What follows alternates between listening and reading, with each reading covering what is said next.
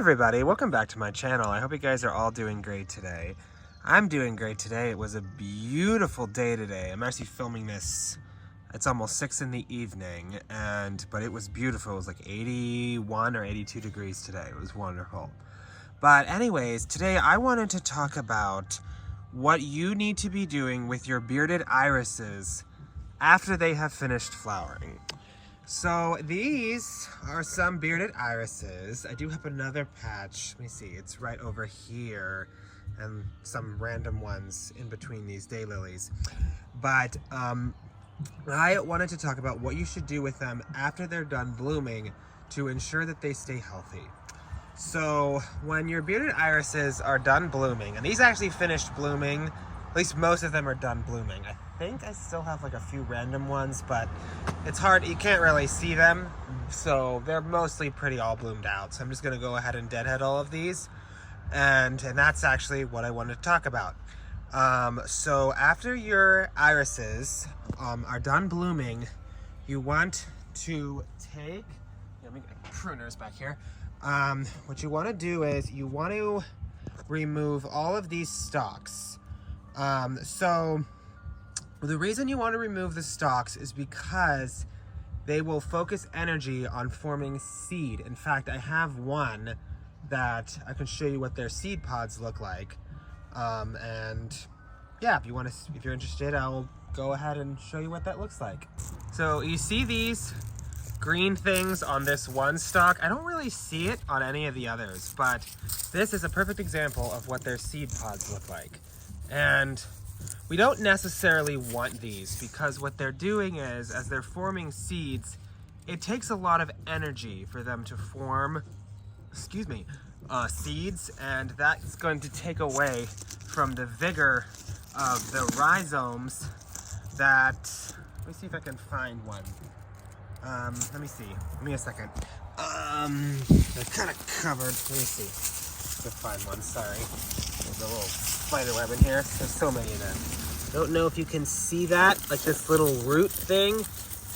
These are their rhizomes, and these store a lot of energy to produce those beautiful flower stalks. So again, when they're making seeds, they're taking away from the vigor of the plant. So we want to make sure to remove that. And I'm going to show you exactly how to do it. It's very simple. Let me see, you just take your pruners or whatever, you go, oops, sorry, my thumb got in the shot there. You take it all the way down to the base, like that, and you snip it off, just like that. Ideally, what you should do is try and cut them on an angle so that when it rains, it doesn't settle on the top of the rhizome or on top of that cut mark. Apparently that can lead to rot. I've never had that problem, so I'm not sure exactly how much it matters, but I mean, I guess use your best judgment there. But if you cut it out straight across, I don't think it really matters. Irises are super tough, so yeah, I'm going to get after all of these, and I will be back when I'm done deadheading all of these. So here's what they look like after you have all the flower stalks removed. They definitely look a lot shorter, but that's okay. So after you're done with that took me probably maybe a half an hour to do this. Do here, to show you around here, and then this big patch right here. And here are some of the stalks. I don't know if you can see those, just strewn all over the ground. I gotta go clean those up after I'm done with this video. But, so yeah, after you're done, you wanna make sure that you leave all of these green leaves, because the leaves are the food source and they will give you flowers next year. So you wanna make sure that you leave all of the leaves intact. Now, as for what you're doing throughout the summer, honestly, not much. They don't really seem to require fertilizer, at least not in my experience. But I mean, if they're looking like they could use some, I mean, I guess it wouldn't hurt. So you can feed them after you're done with this if you want. One thing I would recommend doing, I don't know if I'll get to all of this because I have so many, is throughout the summer, if you can go in, see these, you can kind of remove like the dead leaves that accumulate around their rhizomes, then they would really appreciate that. Like, let me show you. See, that already looks, I don't know if you can see that. See, it already looks so much better. So you just want to remove like any of these dead leaves, as many as you can. You can do that routinely. Sorry, my finger got in the shot there for a second. You can do that routinely throughout the summer just to keep them healthy and to keep them growing.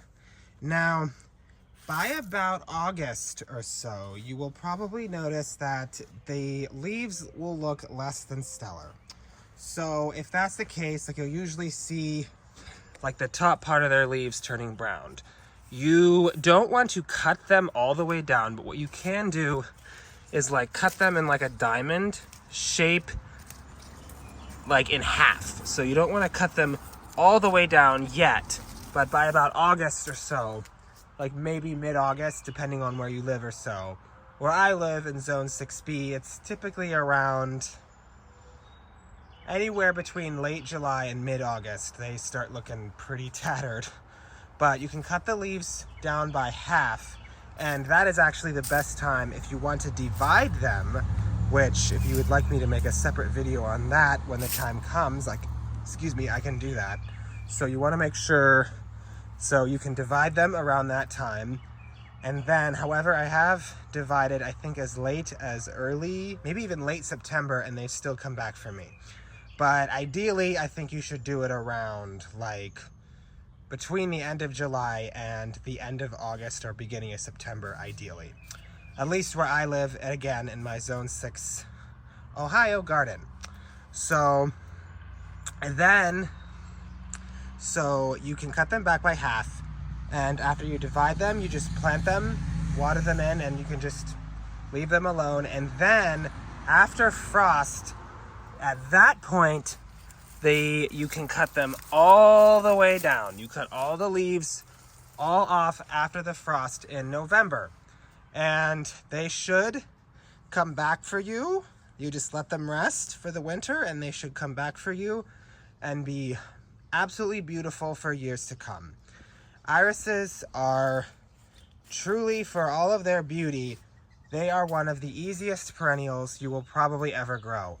These irises, they just put on an amazing show this year. In fact, I'm going to see if I can flash a picture up on the screen of what they looked like, I think probably 2 or 3 weeks ago when they were blooming. They were absolutely gorgeous.